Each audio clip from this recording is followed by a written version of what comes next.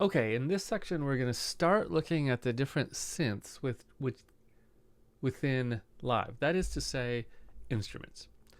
So these instruments are all the different synthesizers, samplers, sound making things of Live.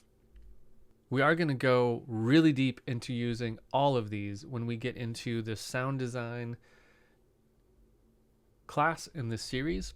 But for now, I just want to get us comfortable making some music with these synths without knowing what every single dial does.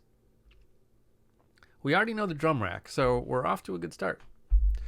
So I think what I'll do is I'm going to take this clip, or this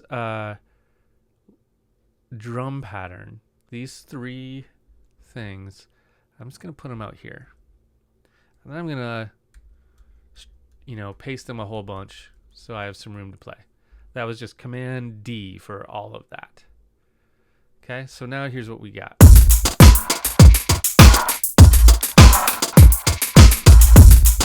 I kind of love this groove. I'm like super into it. Okay, great. So for each of these synths, they each kind of do their own thing. You can kind of ignore for the moment these DS things. Those are Max for Live devices, and they're a little different. We will look at those, but hold off on those for now. Our main instruments are these other ones. And each one of these have their own kind of thing that they do particularly well. However, they are also really versatile. So I couldn't go through and say like, this one is good for bass lines, and this one's good for leads, and this one's good for pads. Like, I couldn't really say that because they're all kind of good at everything, or at least most of them. But they do kind of have different characteristics. Like Collision is particularly good for percussion-y things. Electric is particularly good at electric pianos, Rhodes, organ, that kind of sound. Tension is good for string-like things. So let's load one up. We've got two ways we can load up one of these synths. Let's go to Wavetable.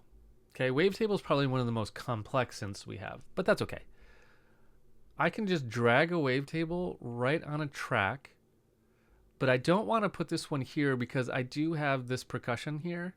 So I'm just going to drag it down here, and it's going to make a new MIDI track. There it is. I can open it up right there. And there's no MIDI information on it because I just dragged an instrument on it. I didn't do anything else. So I didn't make any material for that instrument yet.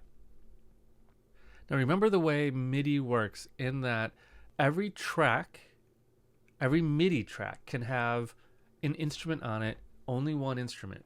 So if I was to put this instrument on this track, it's going to get rid of my drum rack. Okay, so that's why I made a new track.